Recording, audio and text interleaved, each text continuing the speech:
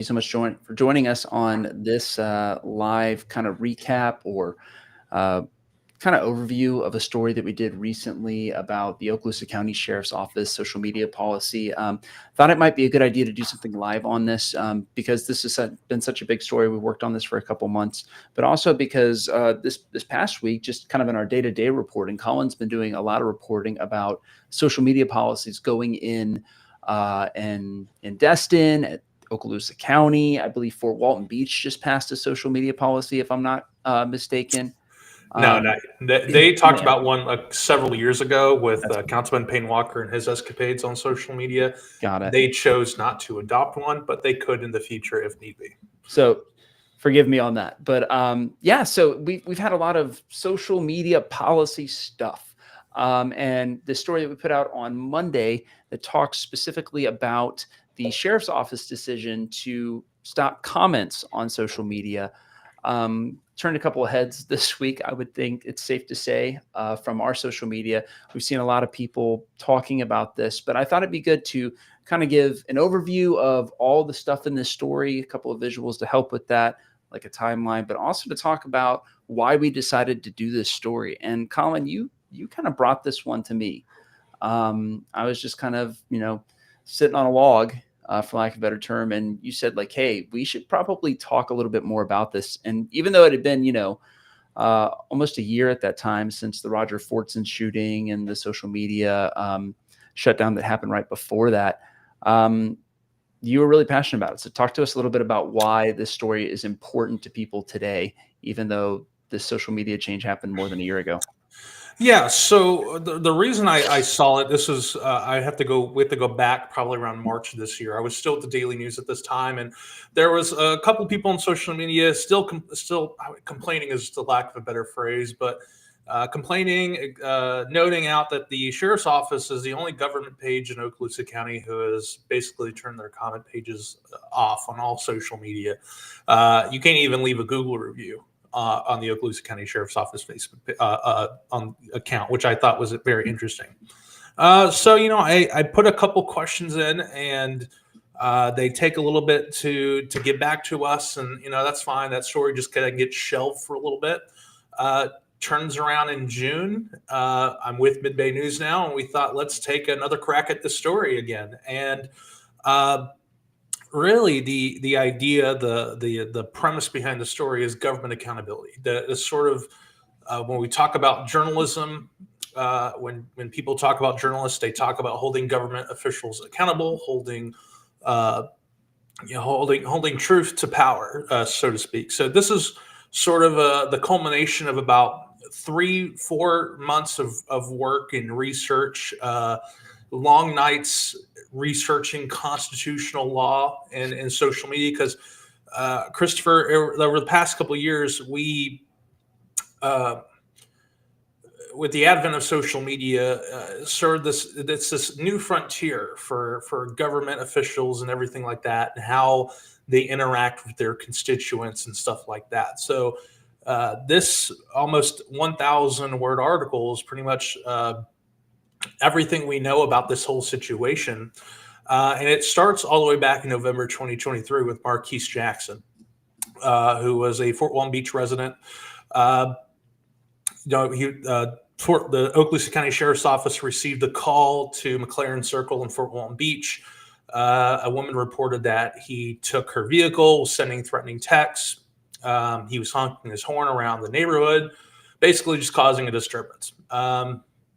The caller also said that Marquise Jackson may have been armed and he may have had a silencer with him. So, there's already some precautionary actions taken by the sheriff's office. They could be potentially entering a very hostile situation. Mm-hmm. Marquise Jackson just appears on scene while the officers, Beth Roberts and Jesse Hernandez, are talking to this individual. He was quickly searched and placed into the back of a patrol car.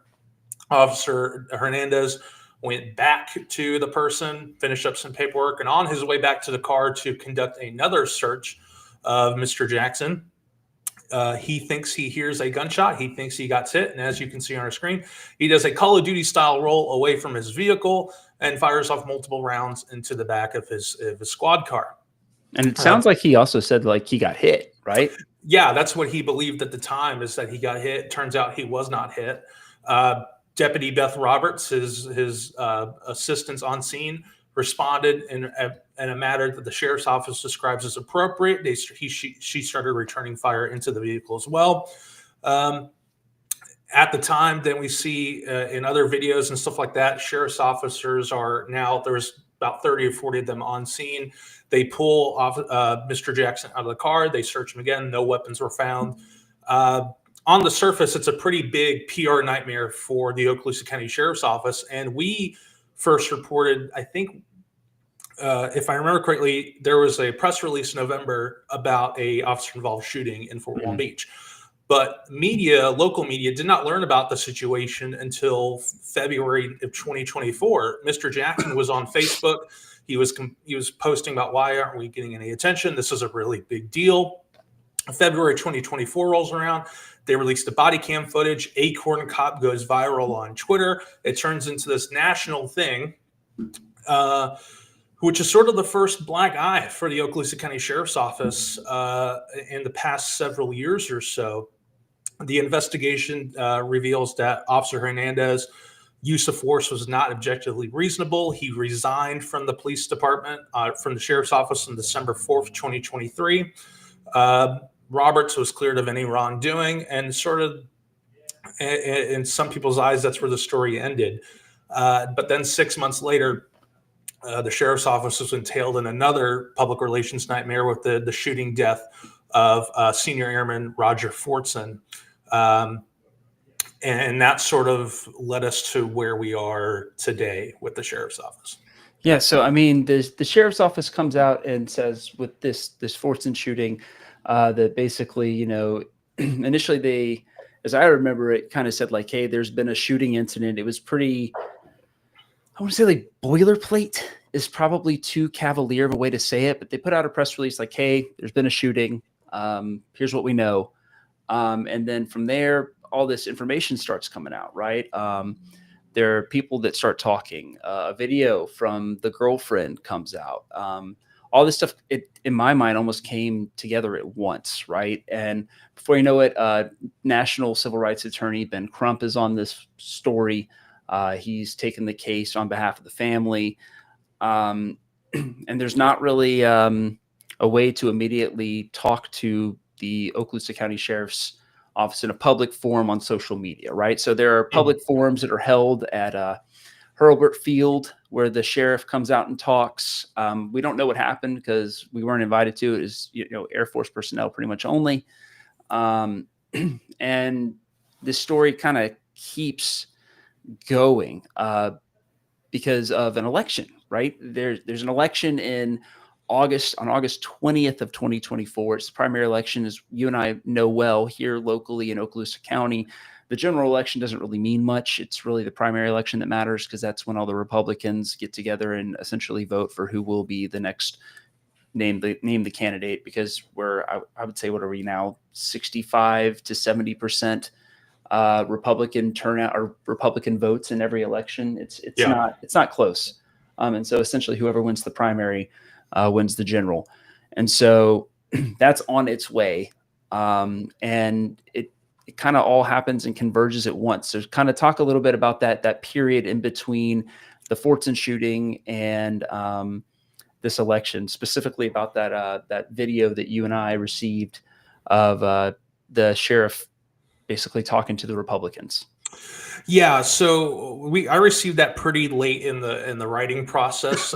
You actually obtained the video of Sheriff Aiden talking at a local Republican event. I believe it was in July 2024, and he was sort of explaining everything that was going on with social media at the time. And for lack of a better phrase, in the sheriff's office, in statements to us, they said that we address our social media policy either when people call in or email us, or Sheriff Aiden does this at events. And one of these events was one of these Republican led events. And Sheriff Aiden He said that the sheriff's office was at the time fielding hundreds of threats a day, and they were fielding death threats, and people were releasing information about the Sheriff Aden himself online, like address and stuff like that.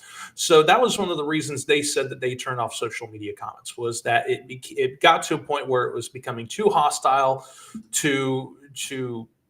and for the safety of him and others, they decided to turn it off. But then it seemed like Sheriff Aden went off on a little bit of a tangent, and then said not only did the backlash for the comments from the shooting itself, those comments were politically charged, quoting, saying that we were fielding hundreds of Democrats a day,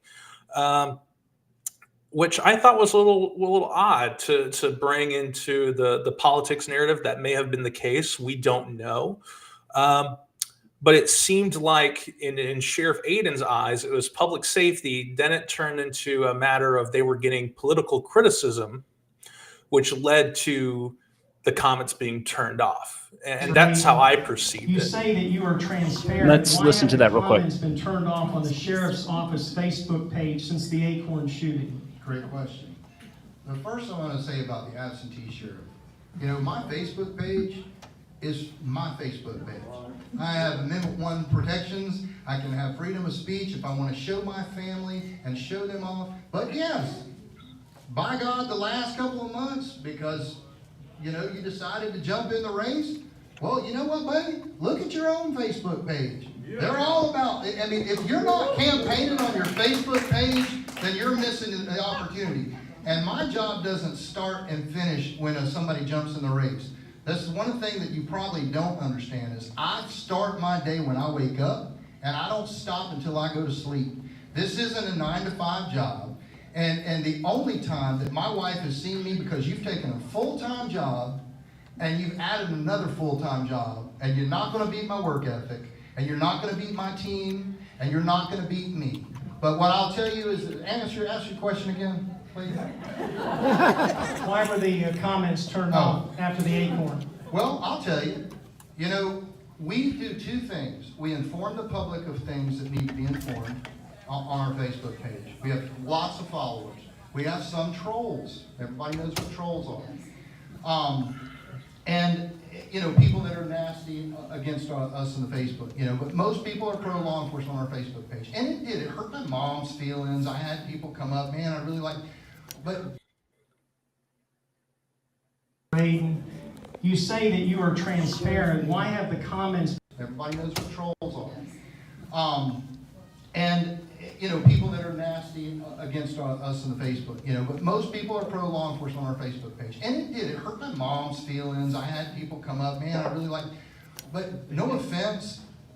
The other thing we do is not just inform, but we praise. Just like today, our ceremony, we praise our public. We awarded, there were one of my deputies and a citizen saved a lady's life, and we watched it on film today, grabbed her off the bridge when she was trying to kill herself. It was absolutely incredible. And so those kind of things we want to highlight. Well, so let me pull up the other video that we talk about this. This came in two parts to me, but while we're talking about it, or while I'm pulling it up, why don't you tell us kind of what the scene was, why this had become such a big deal with several candidates getting into the race and really harping on this comments thing, this transparency thing. Yeah. So originally, Sheriff Aden was running unopposed to this election. Then the Roger Fortson shooting happened, and then you had Ron Livingston, a Florida Highway Patrol officer, jump into the race, and Eddie Perillo, a former Okaloosa County Sheriff's officer, also jump into the race. And both of those candidates ran on pretty much the same platform, which I believe hurt them and gave Aden the great chance of winning another term. Was they both ran on reforming the office in a way that there's more transparent with the community, better training practices within the department. Remind you, there was 2 shootings that just happened that both of them involved former military personnel. Both of them involved people who understood conflict, how to de-escalate conflict. And both of them led to probably the worst case scenario for Eddie Fortson. For Roger Fortson, it was the worst case scenario. He died. But for Marquise Jackson, it was a miracle of God that he's still with us today, with the amount of rounds that went into the back of that patrol car. So that's sort of what pushed the narrative. And another part of this political around this time is the Roger Fortson team, the family, the camp, believed that the report from the state attorney's office, Christopher, you can correct me on the details, they believed they were holding information until after the election, so that, let's say the report came out, it was damning on the sheriff's office, that it could influence the decision. And the Fortson camp believed that that was the case. It was purely political, that they kept that from the limelight. Yeah, and so let's listen to the rest of this. Every day, not just during campaign season. And what I'll tell you is this: when we had the incident in November, and well, actually, it came up in February. All it started blasting everywhere. You know, they threatened all 5 of my kids. They threatened my wife. They threatened me. They threatened. I mean, we were fielding hundreds of death threats a day at the sheriff's office for an incident that happened. And so this is not, first of all, it's an agency standard, not just in government, but we're seeing this in private sector where people are turning off their comments. You still can reach out to us. We have a website, we have a phone number, and our dadgum phones have not stopped ringing since either of these incidents. We're still saving your lives, and we're still answering the call, and we're coming to your houses when you need us. So the Facebook comments, and we do appreciate the praise. I'm sorry, but the negative comments, my people were unjustly being treated. See, and the problem that Sheriff Aiden says that, we had a way for people to get in touch with us. You could call us, you could email us, or, I will come out and speak. That, in my research, was not publicly broadcast to the community. That was not something that the sheriff's office decided, hey, if you still want to get in touch with us, if you still want to leave comments or leave feedback, you can get in touch with us at phone numbers or emails. That was not publicly transmitted. So to the people who are trying to leave comments or leave, their thoughts and feelings towards the sheriff's office, they had no idea they could do that. And that's sort of the rub between the community and the sheriff's office, is that this wasn't properly communicated between both parties.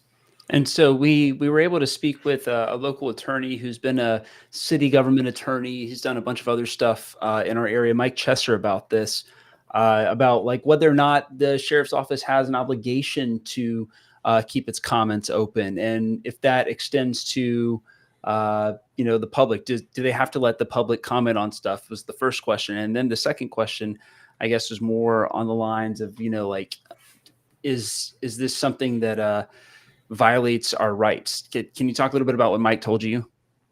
Yeah, so Mike Chesser said that government agencies can turn off social media comments to prevent defamation, threats, or discriminatory speech, but only if the decision is applied consistently and not means to suppress public criticism. He said, quote, "My understanding of the law is that you can shut off comments if it's a content neutral restriction. But it looks to me at 6 days after something like this happens," he's talking about the Acorn incident shooting, "it may not be content neutral." Now, in constitutional law, government operated social media pages like the Okaloosa County Sheriff's Office, like the Okaloosa County Board of County Commissioners, any other government run social media page is generally considered a limited public forum, particularly when they're used for official communication purposes. Okay. The designation means agencies can impose content neutral rules, such as banning threats or profanity, but they cannot engage in viewpoint discrimination. For instance, removing only criticism and allowing praise. That could likely be seen as a First Amendment violation. Chesser then went on to say that, well, government agencies are not obligated to host public forums. How they regulate access matters, saying it is discretionary control over the media that creates the constitutional concern, not the existence or non-existence of the platform, which I thought was very interesting from Mike Chesser. So Chester said that stuff. Can you kind of explain it to me in layman's terms, right? So like, does that mean that like basically Okaloosa County can shut off comments, or can they not? If they shut off comments, how I understand it, how constitutional law says, if they are removing comments on the basis of criticism, but only keeping the praise, that could be seen as a First Amendment violation. But if they are just a blanket, we are just turning off comments, it's sort of, they can do that, but it's a legally and ethically gray area. Like we said at the top of the show, we're entering a new frontier of social media and how governments interact with the people online. So there's no real definite constitutional law answer on that question, which could, over the next 5 or 10 years, that could sort of play out and we can get more clarity in terms of how social media and interactions are controlled online. But right now, at this present day, it's so unethically gray, or so gray, that there's really no right or wrong answer. Got it. And so essentially content neutral is fine, but would there be an issue of, hey, if we shut this thing off because of something that happened, right? So like, for example, the comments were shut off 7 days after the Marquise Jackson shooting. Is that an issue? Mike Chester believes so, yes, because we're looking at a timeline of, well, the things went public in February, let's say 12th or 14th, 2024. It took several days before the Okaloosa County Sheriff's Office turned their comments off. Now, if you believe what Sheriff Aiden said, and they were getting death threats and stuff like that online, then yeah, they were ethically and legally, they could do that. But in the way Chester explains, and how, if you're looking at the timeline and how things fit together, it seems like because they were getting such overwhelmingly negative criticism, they decided to turn their comments off. All right. So if you are still with us over here at Mid-Bay News live on our Facebook, YouTube, and I think we're on Instagram as well live. Have to double check that one. But we would love to have your comments, your thoughts on this. Midbaynews.com is our website, and midbaynews.com is our newsletter. We can get a bunch of updates. I'm obligated to tell you that because, frankly, I want you on our newsletter list so we can get you more information. We got another one, a big one coming out tomorrow. But let's talk a little bit about comments. Also, if you have comments, put them down here wherever you're watching this. We'd love to get your comments and respond to them in real time. Got 2 from Chad right now. Excuse me. First one says, did anyone see any death threats on FB comments? I must have missed that. Frankly, especially on the first one, the Marquise Jackson shooting, because Mid-Bay News hadn't expanded really into Fort Walton Beach at all at that point. I totally missed it. I didn't see whether or not there were or were not death threats. And then obviously there wouldn't be death threats on anything having to do with the Sheriff's Office social media because they didn't allow comments, right? So, but it sounds to me like Mike Chester is saying, look, yeah, death threats are bad, but that's not a reason to shut off public comments. Is that pretty much fair? Yeah, I think that's pretty much fair. I mean, you go on any social media like Twitter, Facebook, and you see death threats, threats of violence against other elected officials throughout the country. This is not a new thing that we've been seeing, especially the past several years, where politics have become more and more vitriolic. And I think that's the best phrase I could use. So, but other people don't turn off comments. Like I don't see for the past, either for President Donald J. Trump or Joe Biden, when they had threats of violence against themselves, I don't see people turning off their comments on them. And this brings another good question, because you actually went and records requested, I think, or made the ask to all 67 counties in Florida, like, hey, does your sheriff's office allow comments on their social media? What'd you find there? Yeah, so there are 67 counties in Florida. I found 19 of them, including Okaloosa County, that turn off their comments. Other Alachua, Calhoun, Collier, Columbia, Lee, Hardy, Hamilton, noting that every county with an H in Florida has pretty much turned their comments off. Hernando, Highlands, Holmes, Gadsden, Jackson. So in Northwest Florida, west of Tallahassee, it's Okaloosa, Gadsden, and Jackson County. And Holmes that have turned off their social media. So there's 4 in Northwest Florida.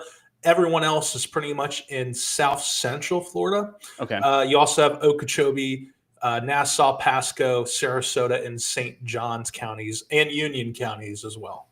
Okay, so I'm hearing a lot of northern, like north of Orlando counties, with the exception of like Hendry, which is next to DeSoto down there in South Florida. What did you learn from this story about freedom of speech or freedom to comment, I guess, on social media that you didn't really know before? See, my understanding of what I learned was that for the first time, and I have a political science. I'm currently getting my political science degree. Christopher, you have a political science degree. For the first time in a long time in journalism, really ever, I actually had to use my knowledge of political science to actually write a story. Okay. And how the Constitution and how state laws and national laws and how social media all works together to create the framework of what we can and can't do on social media with governmental agencies. And the biggest thing that everything always point back to was this 2024 decision by the Supreme Court, Linkty versus Freed. I think I'm butchering that, but I do apologize. Basically, the Supreme Court ruled that government agencies like the sheriff's office, maintained by the sheriff's office, are designated as official channels for communication about official business, are likely considered public forums. And the office generally cannot block users or delete comments on these pages solely on commenters' viewpoint or critical stance. That is what's argued by the ACLU of New Jersey. But if you dive deeper into that Supreme Court case and you're talking about individual people, like let's say Sheriff Aiden's Facebook page, if he had one, I don't know, I haven't really researched if he has an official page, the line becomes blurrier because I know that elected officials, like let's say a commissioner or a congressman, let's say Congressman Petronas, sorry if you're watching this, we're only using you as an example, but he cannot on his official like congressman page can't block an individual. Okay. Because that is effectively like basically saying that you are my constituent and I cannot be in communication with you. So what's the difference for the sheriff's office? There is none. Because sheriff is an elected individual. So if he had a Sheriff Eric Aiden Facebook page, and okay, if it was saying, hey, this is me as the sheriff, not as Eric Aiden, as I can send him a friend request, he's my buddy, I'm seeing what he's doing on the weekends. But if he's acting in as an official capacity, he cannot block constituents on his Facebook page. Okay, but the sheriff's office page could, because that's an administrative page. Yes, they can turn comments off if they want to. But again, while the Supreme Court said this, there's no real law or legalese saying that it can and can't do it. They have the right to do it. So that's sort of the crux of the article is why did they do this? What is the legal standing behind it? Is it right? Is it wrong? And that's for the reader to decide. I'm not saying that it's right or wrong. That's for you, the reader, to decide. All right, so let's just go over this timeline one last time to kind of give everybody a grip of what's going on. If you're just joining us, sorry, but we're talking about the freedom of social media, the freedom to comment on social media, specifically the Okaloosa County Sheriff's Office page. You'll note that we're just discussing there's 19, Colin, Sheriff's Office in Okaloosa or in Florida. 19. That don't allow comments. So it's not unheard of here in the state of Florida. We're just talking about the timeline that led to the turning off of comments on social media, starting with the Acorn incident that took place back in November of 23 and was revealed to the media on Valentine's Day of 24.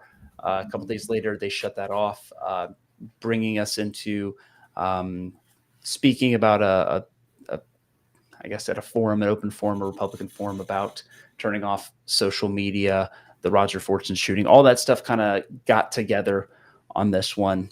If you have any more questions or comments, we want to be able to address them, talk to you guys about them. And oh, here's one right here. Teresa asks, is that government or state? Yes. Yes. Yes. I think Yes. the answer to that is yes. This would be local government, state government. Any elected official. Any elected official specifically that we were just talking about for the individual political pages, if I'm not mistaken. Yeah. And Yep. So that's it. If you have questions or you are arriving late to this Facebook Live discussion about our story, which I am, now that I'm thinking about it, finally, Christopher, I'm going to put it a link to the actual story in the comment section of this story so that you can read the thing for yourself and you can tell me, tell us. I'm so used to just being all by myself. So Teresa is saying at the Supreme Court, yes, we're talking about the U.S. National Supreme Court, the law of the land. They made a ruling, and when the Supreme Court makes a ruling, it is for everybody. That is the law of the land. It is a holy text. And so, yeah, I mean, that's pretty much what we have for you on this one. I think. Oh, no, there's more. There's more, Christopher. We have to talk about the records request and what we. Oh, yeah. Look at me, silly me. So early on in the story, we sent multiple questions to. I sent a list of multiple questions to the sheriff's office. About 7 of them. I said we can do this in person. You can do an email. Do whatever you want. Just answer these questions and send them back to me. And I said, why did they do this? Was there legal involved? Everything that you would sort of think of to cover all your bases. Mm-hmm. And, the sheriff's office said that, they turn off comments to ensure accurate, timely, public information is easily accessible online, to continue releasing information without distraction, false information, spam, or social media bots. They said they were following other government organizations, corporations in Florida. And then they said our legal staff thoroughly researched the decision. And I was like, okay, well, let's put a records request in and find out what exactly turned up. So on June 2nd, so June 6th, so it was the end of my first week here at Mid-Bay News, I filed a records request with the sheriff's office asking for any and all communications, including but not limited to emails, memos, text messages, and meeting notes regarding the decision to disable or limit public comments. Now, I did this between November 1st, 2023 and February 29th, 2024, so several weeks before the shooting and several weeks after pretty much the shooting became public knowledge to everybody. We had no response from the sheriff's office for several weeks. It got to the point where we were thinking about, and maybe I shouldn't say this, but I'm going to say this anyway. We thought about getting legal counsel involved in this as well. We sent a follow-up on June 27th, and the sheriff's office said that they had no record of our records request, even though I had it in my email and it was sent, and someone got it, and the email was correct.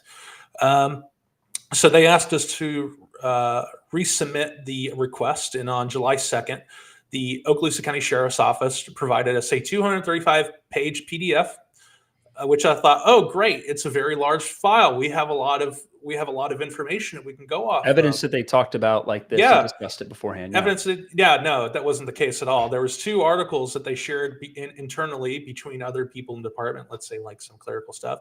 One article was from the Capitalist about the rising cost of condo ownership in Florida, which leads me to believe that people at the sheriff's office are making a lot of money. They can afford a condo. And then the Epoch Times, which is a conservative news outlet, had an article, "The Psychology Behind Social Media Hate, a Veteran Explains." So these 2 articles were shared internally multiple times, which entailed the entire 235-page report. Yeah. According to our records request, there was no internal written conversation that proves anything that the sheriff's office told us. Yeah.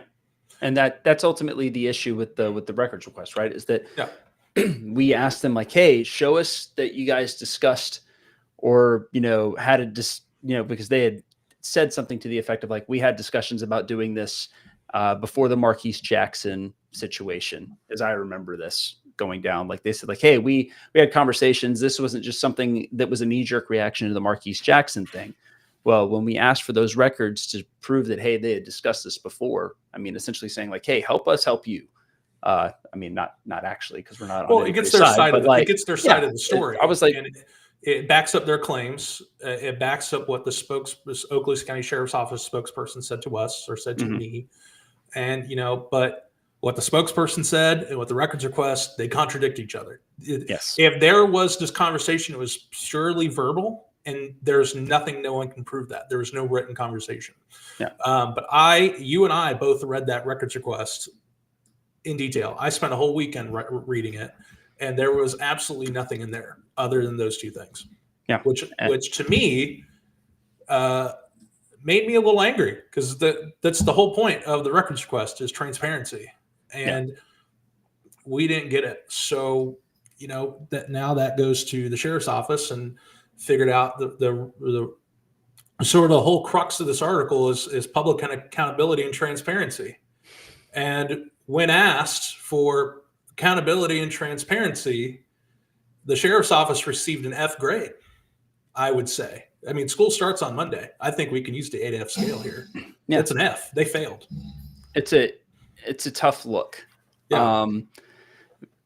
Because I mean, your stuff's got to line up, right? And the only out I can think of is like, well, we talked about it on the phone, right? But having been in government myself for several years, I know that like when somebody's going to make a huge policy change, there is literally a small mountain of paperwork to make that policy change. Whether it's, we're going to make 4 posts a day. Somebody's going to email somebody else about that, because that's just how government works.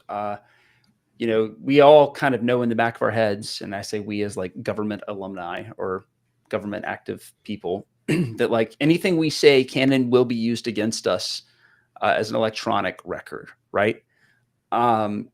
So we are very careful about how we word things, but we also know that email trails are important for showing like, hey, we did this thing, we worked on this thing, we thought about this thing, people made, honest, good faith discussions about it. And for us to get that records request that was basically what's it called back in the day when people would forward emails to each other? Do you know what I'm talking about? Like, read this, and if you don't read this within 7 days, you'll die, or you'll have good luck, or yeah, dude, people still do them. My mom did it on social media this morning, and I'm like, Mom, what are you doing? Yeah, but that's essentially what it looked like. Is they gave us some copy pasta and said like, we don't have anything. Yeah, let's get to some comments before we get out of here. So Chad is talking, and I actually did this story. NBC News did a story, then when I was at the Daily News, did the story. A woman sued the Okaloosa County Sheriff's Office. Her name was Latanya Griffin. She sought damages more than $1 million from the Okaloosa County Sheriff's Office after she claimed the department violated her Fourth Amendment rights, which protects residents from unreasonable seizures and searches. In the suit, Griffin names Eric Aiden, who is not in his current role with the agency when the incident. So he was not the sheriff of the department. He was with the sheriff's office, but he wasn't like the head honcho there. And another deputy who is no longer with the agency as defendants in this lawsuit. She was actually drug out of her home twice naked in front of God and everybody. And the sheriff's office, I remember talking to Michelle Nicholson, who's the PIO for the sheriff's office. They reiterated that the incidents predate Sheriff Aiden's tenure. Therefore, he could not provide comment because he wasn't the guy. However, the agency did send me a copy, a press release from the U.S. Attorney's Office of the Northern District of Florida that provided more details from the investigation that occurred. And this is all August 2019, 2020, 2021. And it was tied to a search warrant that was executed by the sheriff's office that was tied to a Fort Walton Beach man who was sentenced to 30 years in prison for drug trafficking, firearm, and arson-related crimes. So she was involved somehow in this situation. I have not followed to see if the sheriff's office that story has reached a conclusion, Chad, but we can put that into you next week because it is Thursday and it's also 4:30 on a Thursday. So no one's working in government right now. Hey now. We're working, but government. In a previous life, I was a very hardworking government employee. I just want to put that on the record. Yeah, till 5 o'clock. And then your wife and your beautiful wife and family said, "Come home, Christopher. We want to make some pizza and watch movies." But at the end of the article, the sheriff's office said the Okaloosa County Sheriff's Office was present at the time, and its deputies conducted themselves with professionalism throughout the encounter. We look forward to receiving service of Ms. Griffin's lawsuit and to fully addressing her claims in court. That was on the Northwest Florida Daily News. So if you still want to support some local journalism and support what I did at that time, you could read that article. It's free. which is actually a great thing to see from a daily news article. It was free. Or you can just donate to midbaynews.com/donate.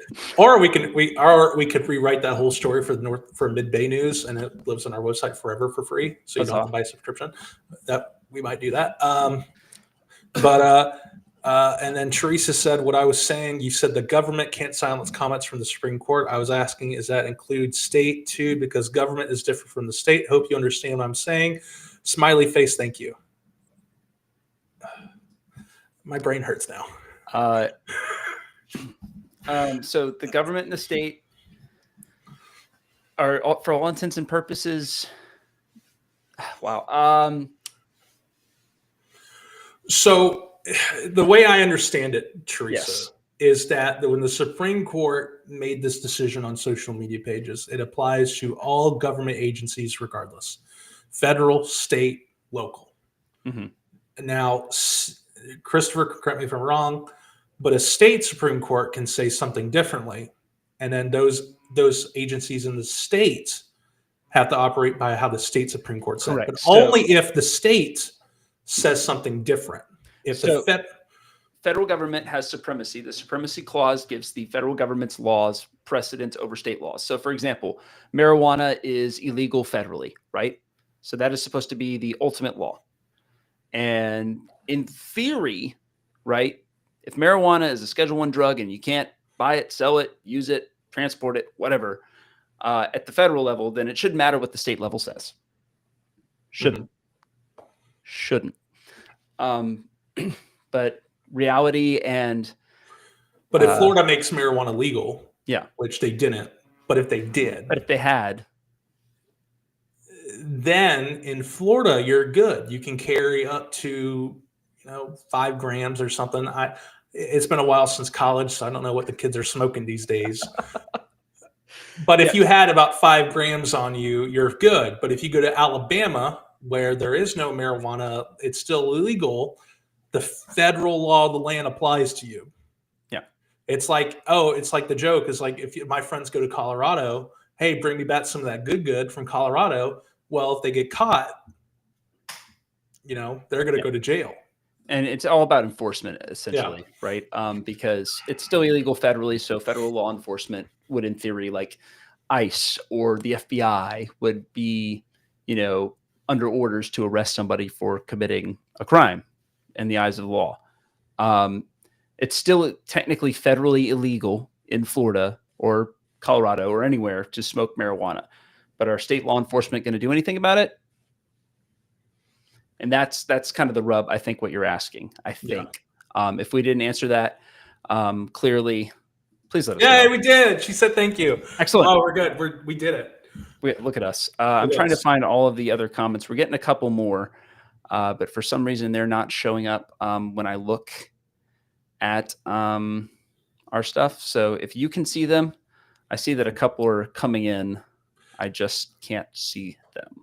Now, one quick tangent. It's still social media related, but at the top of the show, Christopher, you mentioned that there's been a lot of social media news in this week. Mm-hmm. Now, I will let you know that the social media article we did is not in correlation to anything that Okaloosa County did or Destin did. I called Nick Tomachek, the PIO of Okaloosa County, and I'll tell this story. I hope Nick does not mind. And because I saw the comments on the Facebook page of the Okaloosa County Commissioner's page. And I said, I am so sorry. I did not mean for this to happen. He's like, no, man, you're good. This is a policy that's been, to my understanding with the county, years in the making. And it sort of just sets a baseline for everybody when we talk about brand protection, stuff like that. It's not like anything censoring. It's just, we have a clear social media policy and all of our employees are going to stick to it. That's what the commission said. That if you read our article on midbaynews.com, wink, you'll understand that too. The Destin City Council issue is a very interesting one that came up in Fort Walton Beach a couple of years ago with Councilman Payne Walker. Now, with that situation, Councilman Payne Walker had a little snafu on social media, posted something he probably shouldn't have. That's personally speaking. Granted, he is a person of America. He has the right to express himself on social He is an media. American person. He is an American person. He's probably, if you follow him on social media, he's real American. He'll love to tell you. I remember interviewing. I said Happy Independence Day, and he said no. I said Happy 4th, and he said Happy Independence Day. So, Payne, you're always good to us. So we'll leave it at that. But he got in some hot water, which led to the Fort Walton Beach City Council. Now, this is before Mid-Bay News covered Fort Walton Beach in any capacity, but I covered this at the Daily News. Now I'm sort of covering it here at Mid-Bay News. The council at the time tried to adopt a social media policy, and it sort of came into, infringing, and then the Sunshine Law came into it. Like, let's say if Councilman Walker likes something, and then Councilman Travis Smith also likes something, could that mean that these two talked about something regarding city workplace and not in a public forum? Could that be a Sunshine Law violation? So the city was like, you know what, we're not going to adopt the policy, but this could come back at some time. Mm-hmm. And then Councilman Walker got into hot water again by, I think the funniest story so far is the Babylon FWB, which is just so funny. It's causing a major pain in Fort Walton Beach, I'm saying. Oh. But then they talked about another social media policy, and that sort of just it sort of died there.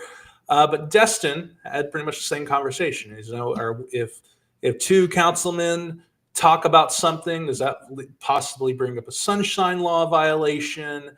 And Sunshine Law violations are very serious in Florida. Mm-hmm. If you're elected leader, you do not want to be caught with a Sunshine Law violation at all.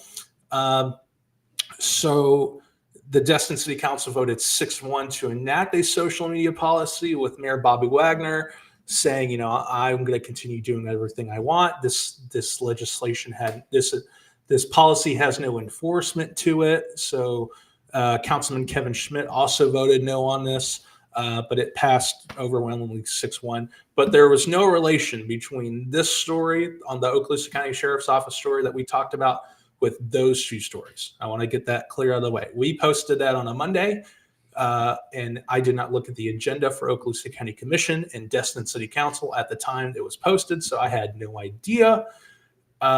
So I'm just going to put that. What a happy accident. Yeah, what a happy accident. It reminds me of my first ever happy accident story. If Christopher, if you give me the time to tell it, I'm happy to tell you. I've got 5 minutes, 10 minutes. Okay. But for people in Fort Walton Beach, you're familiar with Pickles the cat. He was this cat who lived outside the Publix near the Brooks Bridge. He was taken by some tourists from Louisiana because they saw him on the ground. He was outside, but he's an outdoor cat. He likes to be outside. That's sort of his thing. So he was returned. This led to a big thing in Fort Walton Beach. I wrote about it. Mind you, I wrote this on a Friday that day. And my editors, whoever at the time, they said, hey, let's wait till Monday to publish it. It's fine. It kicks off the week. It's good. They 100% going to find that cat over the weekend. Turns out, no, they already found the cat. The cat was already back in Fort Walton Beach. Okay. It was but we talked to the veterinarian. We talked to everybody like that.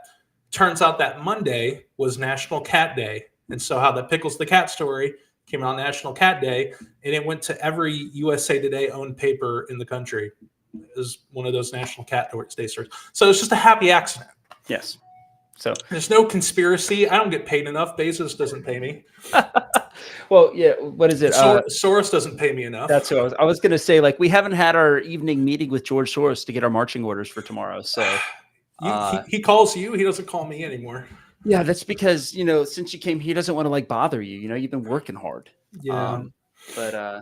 So yeah, is it really a Facebook Live with Mid-Bay News unless we make at least one George Soros joke? I don't think so. But yeah, so George, please call me back. I love you so much. Daddy needs a boat. I'll say anything for that boat. Right on. Well, okay, so that's what we got. If you have comments, concerns, queries, chicanery you want us to get into, I am Christopher at Mid-Bay News. He is Colin at midbaynews.com. Those are our emails. I'm sure our phone numbers and everything else is on there. You can get us on our social media I ain't here. giving my phone number away. That's fine. You crazy. You gave yours away. You crazy, man. I gave my phone number out one time, and my phone rang at like 2 o'clock in the morning, and So- my wife Emily woke me up and she said, "I'm going to kill you." Yeah, And no, we gave my phone and number out. as she should. But yeah, if you do want to leave us a comment on this, we do allow comments. You're welcome. So just leave it there. And as always, thanks so much for supporting Mid-Bay News and all the journalism we're able to do because of you. Give us a shout on social media. Follow us there. Subscribe if you're on YouTube.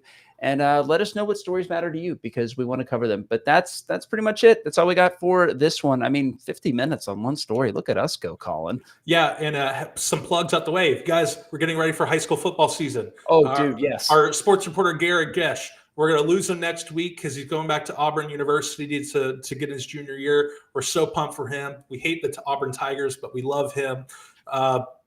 He's been writing football previews for almost every single team in the area. So if you're a Choctaw fan, Crestview fan, obviously if you follow MBM, you might be some Niceville fan somehow, some way.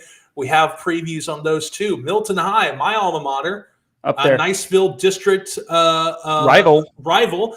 We're going to do a preview for them too, baby. So high school football is almost back. We have a ton of stories on midbaynews.com. Okaloosa County Commission, everything that you need to know is from there. Gosh, what else? Destin City Council's there. God, what else? Christopher, Definiak City Council. We have stories coming from them. We have stories coming from Fort Walton Beach. I'm looking at my schedule. School boards next week. School starts on Monday. Niceville City Council. Guys, Yeah. there's stuff happening here. Like, don't let the Sleepy Town vibe fool you. Like, stuff going down. And then, I don't know, but I don't know if we're going to say this, but, next week we have kickoff classics for high school football. We have a football preview show coming, baby. Chris, am I allowed to say that? Oh, yeah, 100%. We have a football preview show. The final approach to game day, our first official episode is going to be August the 22nd.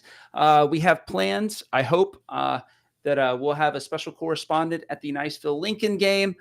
We will have my happy bottom will be at the brand new facilities at South Walton when they take on Niceville district rival Gulf Breeze. You, my friend, will be in your stomping grounds in Milton watching the Crestview Bulldogs come to town and to see if Milton's for real this year. So it's going to be an exciting next couple of weeks. We probably aren't going to sleep. We're probably going to have more than the FDA recommended number of Celsius energy drinks / coffee / Coca-Colas. And it's Be careful those Celsius now because some of them have alcohol in it. And I'm hoping that some of them do not have alcohol in them for me, as I will have to make a long drive back from South Walton and would prefer to do it sober as a judge. Yeah. So Don't drink and drive. Yeah. Also, don't do that. That's not good. Yeah. Anyway, for all of us here at Mid-Bay News, we appreciate you. We love you. Thank you so much for watching this very long supercut about